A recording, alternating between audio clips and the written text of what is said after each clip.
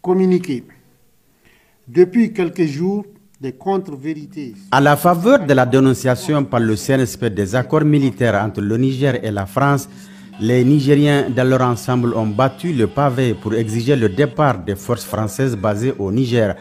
Quand ils ont assisté au départ du dernier militaire français, ils ont exprimé en toute légitimité leur joie et savourent encore leur victoire sur les forces d'occupation qui ont longtemps constitué un frein au développement économique et social du Niger.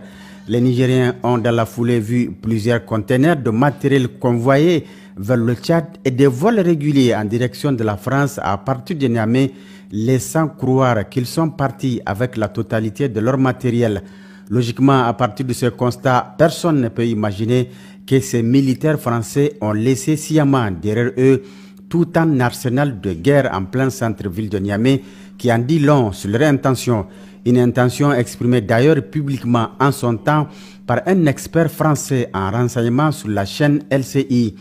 Notre ambassadeur et notre contingent n'étant plus otages au Niger, en quelque sorte, dans cette position de Fort Alamo, nous aurons peut-être plus de latitude pour monter des opérations de déstabilisation, cette fois-ci plus clandestines.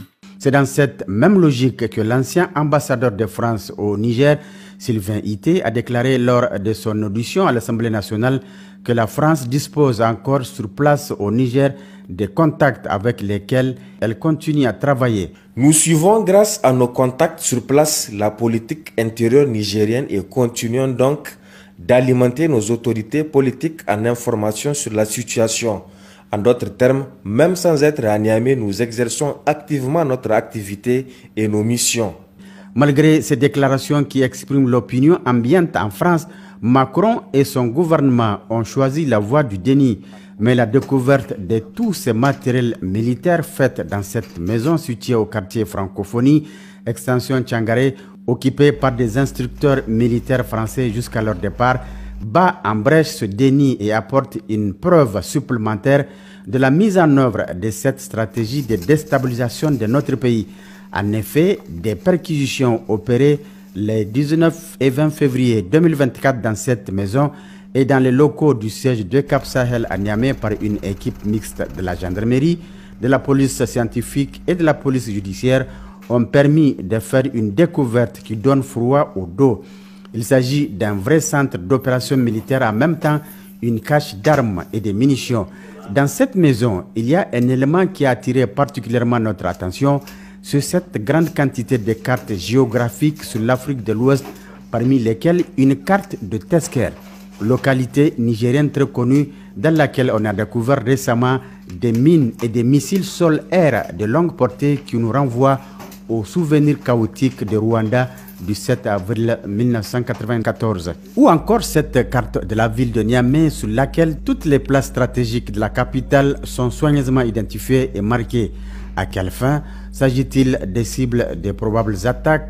Quand on ajoute à cette planification minutieuse des lance-roquettes anti-chars, des fusils d'assaut, des drones, des grenades, d'énormes quantités de munitions, des véhicules 4x4 dont certains sont sans plaque d'immatriculation mais sur lesquels ils ont prévu des fausses plaques et bien d'autres matériels, il s'avère clair que nous sommes en présence d'une vraie stratégie militaire qui ne fait point de mystère sur son objectif. Cette stratégie de déstabilisation de notre pays repose sur une idéologie bizarre écrite en rouge sur ce tableau d'affichage dans leur salle d'opération qui dit ceci: la paix, on peut l'éviter. Alors pourquoi éviter cette paix quand on déclare la désirer à tout bout de champ? Ici, le mensonge est tellement gros qu'il n'est plus possible de le cacher. Mais quand on construit un partenariat sur du faux, il y a toujours un élément qui trahit le subconscient et le refoulé remonte à la surface pour révéler au grand jour le désir caché. Au stade actuel de nos rapports avec la France, il ne s'agit plus de désirs cachés, mais plutôt d'actions soigneusement planifiées pour semer le chaos à Niamey. Au regard de cette nouvelle tournure prise par nos rapports avec la puissance impérialiste, il revient au peuple nigérien de resserrer davantage ses liens avec le CNSP et d'être focus sur l'objectif ultime, la souveraineté totale du Niger. Il est donc impératif de rester dans la voie tracée par le Conseil national pour la sauvegarde de la patrie sous la conduite de son président, chef de l'État, le général de brigade Abdraman Chani, pour atteindre un tel objectif.